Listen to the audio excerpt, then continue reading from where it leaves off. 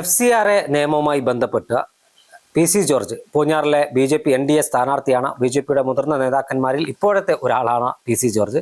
അദ്ദേഹത്തിൻ്റെ ഒരു പ്രസ്താവന ശ്രദ്ധയിൽപ്പെട്ടു. അദ്ദേഹം പറഞ്ഞത് ഈ FCRA നിയമത്തെ എതിർക്കുന്നത് കോൺഗ്രസ് അനുകൂലികളായ ക്രൈസ്തവ പുരോഹിതരാണെന്നാണ്. PC ജോർജിൻ്റെ ഒരു പ്രസ്താവനയ്ക്ക് പിന്നിൽ എന്താണ്? യഥാർത്ഥത്തിൽ ഈ FCRA നിയമം ഏത് രൂപത്തിലാണ് നമ്മെ ബാധിക്കാൻ പോകുന്നത്? യഥാർത്ഥത്തിൽ FCRA എന്ന് പറയുന്ന നിയമത്തിലെ ഏറ്റവും പ്രധാനപ്പെട്ട പ്രശ്നമൊക്കെ ഇവിടെ ചർച്ച ചെയ്യപ്പെട്ട് കഴിഞ്ഞതാണ്.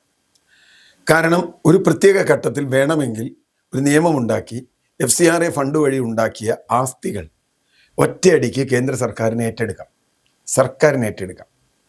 എന്ന് പറഞ്ഞാൽ ഏത് സമയത്തും പൂട്ടിക്കാം. നമുക്കറിയാം, നമ്മുടെ നാട്ടിൽ പലരുടെയും ബാങ്ക് അക്കൗണ്ട് പൂട്ടിക്കുന്നതും ED പൂട്ടിക്കുന്നതും ഒക്കെ നമ്മൾ കണ്ടിട്ടുണ്ട്.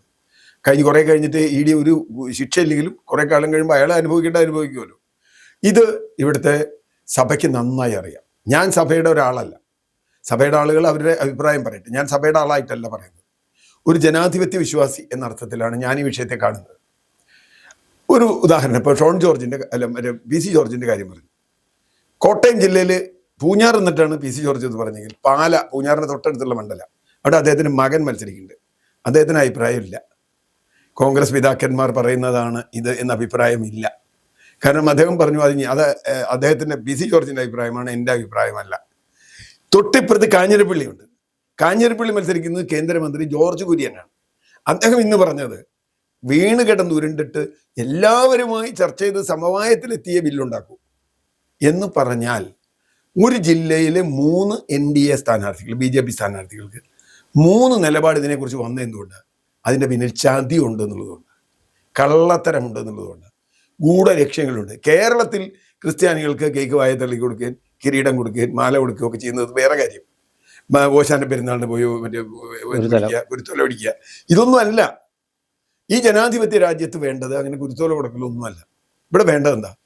മതസ്വാതന്ത്ര്യം, പ്രവർത്തന സ്വാതന്ത്ര്യം, നിയമങ്ങൾ അനുസരിച്ച് പ്രവർത്തിക്കാനുള്ള സ്വാതന്ത്ര്യം. ഇന്നിപ്പോൾ ശശികല ടീച്ചർ പറഞ്ഞ എന്താ, ഇപ്പുറത്ത് നിന്നിട്ട് ഇവിടെ ഒരുപാട് തട്ടിപ്പുകൾ നടക്കുന്നുണ്ട്, അതുകൊണ്ട് ഇത് നിയമം വരണം, കർശനമായി തെരഞ്ഞെടുപ്പ് കഴിഞ്ഞാൽ നിയമം നടപ്പാക്കും. ശശികല ടീച്ചർ ഈ BJPക്കാരെ തോൽപ്പിക്കാൻ തീരുമാനിച്ചിറങ്ങിയാണെന്ന് എനിക്കറിയില്ല.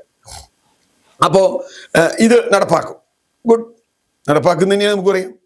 ഇപ്പം എന്താ മാറ്റി വെച്ചിട്ടുള്ളൂ. ഇന്നിപ്പോൾ ഞാൻ CBCIയുടെ ഒരു പ്രസ്താവന കണ്ടു, കാത്തലിക് ബിഷപ്സ് കോൺഫറൻസ് CBCI. അവരുടെ പ്രസ്താവന കണ്ടത് ഞങ്ങളത്ര പൊട്ടന്മാരൊന്നുമല്ല, തെരഞ്ഞെടുപ്പ് കഴിഞ്ഞിട്ട് നടപ്പാക്കാനാണ്. കാരണം BJPയെ സംബന്ധിച്ചിടത്തോളം കേരളത്തിൽ അവർ കുറച്ച് ക്രിസ്ത്യൻ വോട്ട് കിട്ടാനുള്ള ഒരു ശ്രമം നടത്തി. കാരണം മുസ്ലിം വിരുദ്ധത പ്രചരിപ്പിച്ച് ക്രിസ്ത്യൻ വോട്ട് എങ്ങനെയെങ്കിലും കൈക്കലാക്കുക എന്ന തന്ത്രം അവർ കുറച്ച് കാലമായി പ്രയോഗിച്ചു തുടങ്ങിയിട്ട്. അപ്പോൾ എനിക്ക് തോന്നുന്നു സുരേഷ് ഗോപി തൃശ്ശൂരിൽ ജയിക്കുന്നതിന് പോലും അതൊരു ക്രിസ്ത്യൻ വോട്ട് ഒരു കാരണമായിട്ടുണ്ട്, അത് യാതൊരു സംശയവുമില്ല. പക്ഷേ അതിന് ശേഷം നടന്നിട്ടുള്ള കാര്യങ്ങൾ, ക്രിസ്ത്യാനികളെ ഒരു വലിയ നമ്പറുള്ള കേരളം മാത്രമേ ഉള്ളൂ. കേരളത്തിന് പുറത്തിപ്പോൾ ബാക്കിയുള്ള സ്ഥലത്ത് ക്രിസ്ത്യാനി ഉണ്ടെങ്കിൽ അതൊക്കെ ഈ പറഞ്ഞ മാതിരി ശക്തരല്ല. മാത്രമല്ല അവിടെയൊക്കെ ഇവർക്ക് നല്ല അടിയും കിട്ടുന്നുണ്ട് പാസ്റ്റർമാർക്കും. ഇപ്പം നമുക്കറിയാലോ, ഒരു ബിഷപ്പ് ഇതാണല്ലോ, സ്റ്റാൻ സ്വാമിയാണല്ലോ ജയിലിൽ കിടന്ന് സ്ട്രോ കിട്ടാതെ മരിച്ചു. പക്ഷെ അപ്പോൾ അവിടുത്തെ ക്രിസ്ത്യാനി സഭകൾ മിണ്ടിയില്ല എന്നുള്ളത് വേറെ പ്രശ്നം. അതുപോലെ നിരവധി പേർ, ഇവിടുത്തെ 2 കന്യാസ്ത്രീകളെ അവിടെ തടഞ്ഞു വെച്ചപ്പോഴാണ്, ഛത്തീസ്ഗഡിൽ തടഞ്ഞു വെച്ചപ്പോൾ അവസാനം ഷോൺ ജോർജ് പോയി രക്ഷിച്ചു. ഇയാളെന്തിനാണ് പോയി രക്ഷിക്കണേ? ഈ രാജ്യത്ത് ഭരണഘടന ഉണ്ടെന്നേ, ഈ രാജ്യത്തൊരു നിയമം ഉണ്ടെന്നേ. ആ നിയമം പാലിക്കാതെ ന്യൂനപക്ഷങ്ങളുടെ അവകാശങ്ങളെ ഒന്നൊന്നായി വെട്ടുന്ന ഒരു സർക്കാരാണ് കേന്ദ്രത്തിലിരിക്കുന്നത്. ഒരു തർക്കമില്ല.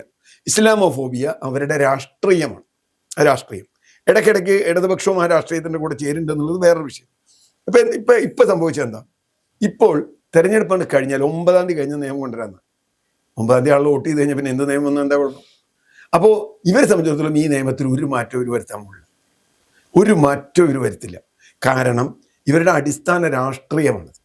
ഇപ്പോൾ BJP അത് മാറ്റം വരുത്തുക കഴിഞ്ഞാൽ BJP അല്ലാണ്ടാവുക. അതാണ് ശശികല ടീച്ചർ പറഞ്ഞത്.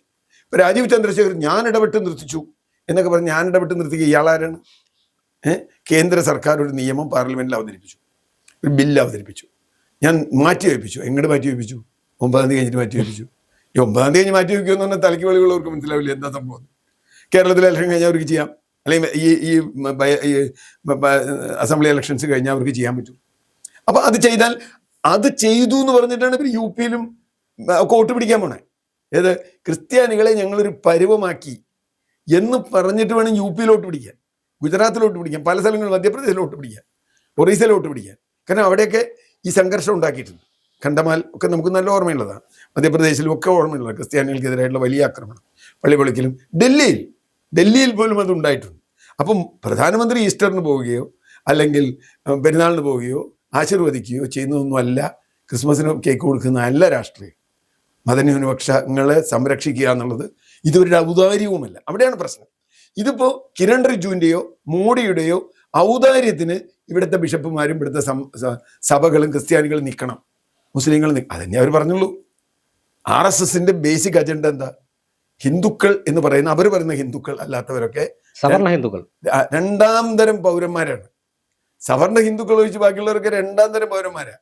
അപ്പൊ അവർക്ക് വേണമെങ്കിൽ ഞങ്ങൾ പ്രൊട്ടക്ഷൻ കൊടുക്കും. നിങ്ങളുടെ പ്രൊട്ടക്ഷൻ വേണ്ട, ഭരണഘടന അവിടെ ഉണ്ട്.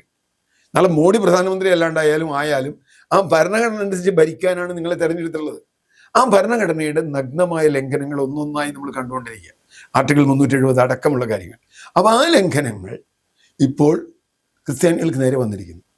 ഇപ്പോൾ പഴയ ജർമ്മൻ മോളിയറിന്റെ കവിതയിൽ പറയാറുണ്ടല്ലോ, അവരാദ്യം അവരെ അന്വേഷിച്ചു വന്നു, അപ്പം ഞങ്ങൾ മിണ്ടിയില്ല, ഇവരെ അന്വേഷിച്ചു വന്നു, മിണ്ടിയില്ല, അവസാനം ഞങ്ങളെ തന്നെ അന്വേഷിച്ചു വന്നു. ഇപ്പോൾ യഥാർത്ഥത്തിൽ എത്തിയിരിക്കുന്നു, അവരുടെ പടിവാതിൽ എത്തിയിരിക്കുന്നു. ആ പടിവാതിലിൽ മുഖ്യമന്ത്രി കത്തെഴുതി എന്നൊക്കെ, മുഖ്യമന്ത്രിക്ക് അതിൽ എത്രത്തോളം താല്പര്യമുണ്ടെന്ന് എനിക്കറിയില്ല. കാരണം ഇതേ ഐഡിയ ഉപയോഗിച്ച് UDFന്റെ സാധാരണഗതിക്ക് UDFന്റെ വോട്ട് ബാങ്ക് എന്ന് കണക്കാക്കുന്ന, അല്ലെങ്കിൽ UDFനോട് അനുഭവം ഉണ്ടെന്ന് കണക്കാക്കുന്ന ക്രിസ്ത്യാനികൾ ഒരു പക്ഷം കിട്ടിയാൽ അത് തിരക്കേടില്ല എന്ന് വിചാരിക്കുന്ന ആളാണ്.